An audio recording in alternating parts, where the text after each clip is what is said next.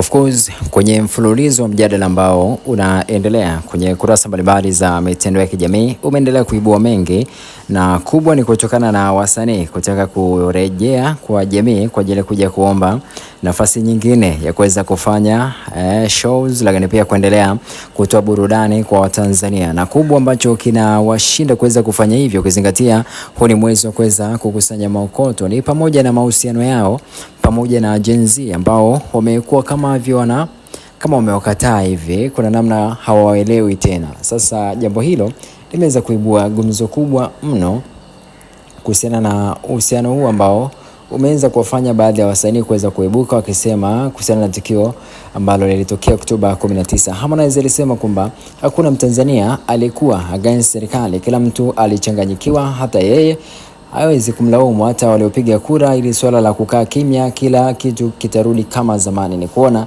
mtu anasema hawezi kunisupport, ni chukulia poa tu kwa sababu kila mtu anapitia maumivu yake. Kwa mtazamo wake, mgogoro ulioibuka kati ya wasanii na wananchi haupaswi kuchukuliwa kama chuki ya kudumu, bali ni jambo la kiakili, kihisia, linatokana kwa kilichowasibu wananchi siku hiyo. Pia amesisitiza kuwa ukimya wa muda ndivyo vitakavyorejesha utulivu na mahusiano kama kawaida. Kauli ya Harmonize imepokelewa kwa hisia tofauti.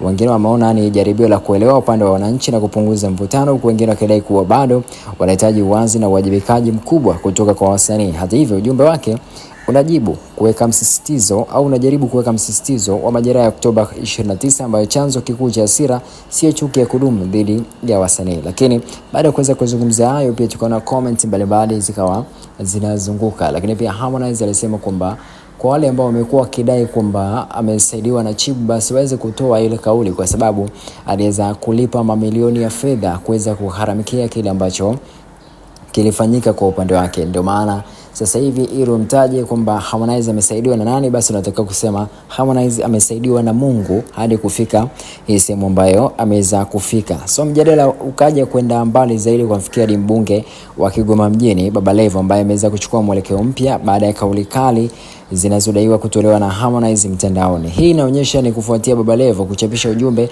akimkumbusha Harmonize kuhusu nyakati ngumu walizopitia hapo awali, huku akisisitiza umuhimu wa kuheshimu mchango wa Diamond Platnumz kwenye tasnia ya muziki.